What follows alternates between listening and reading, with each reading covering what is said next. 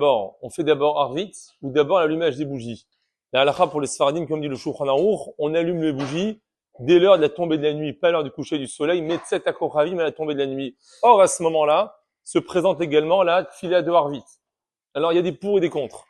D'un côté, Arvit, il est fréquent par rapport à Hanouka. Hanouka, c'est 8 jours par an. Arvit, c'est tous les soirs. Oui, Arvit, c'est tous les soirs. Ça, c'est important de préciser. Il y a une mitzvah de faire Arvit tous les soirs. Tadir, Vesheeno, Tadir, Tadir, Kodem. Ce qui est plus fréquent passe avant ce qui est moins fréquent. Donc, on devrait commencer par Arvit et ensuite l'allumage des bougies de Hanouka. Plus que cela encore. Ner Hanouka, c'est une mitzvah Minatora ou Midera Banan?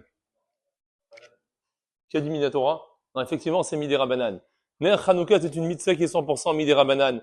Kriyat Shema, lorsqu'on fait Arvit, cette partie-là, c'est une mitzvah Minatora, comme on dit dans le Kriyat Shema, Beshor Becha Uvkumecha.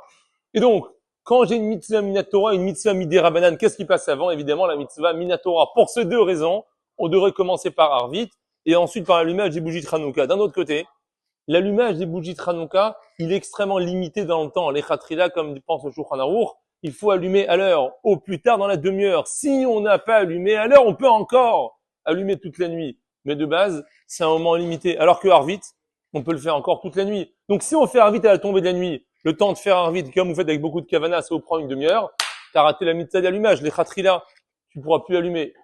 C'est la raison pour laquelle, si on est seul, et on fait sans minyan, parce qu'il n'y a pas de synagogue, pas parce qu'on va pas à la synagogue, parce qu'il n'y en a pas, on commencera d'abord par l'allumage des bougies, et seulement ensuite par Arvit. Mais si on fait la tefila dans une synagogue, si on peut trouver Arvit plus tard, on commencera par l'allumage des bougies, après par Arvit. Mais si à cause de cela, on va rater la tefila minyan, on fera comme d'habitude, d'abord Arvit, et après l'allumage.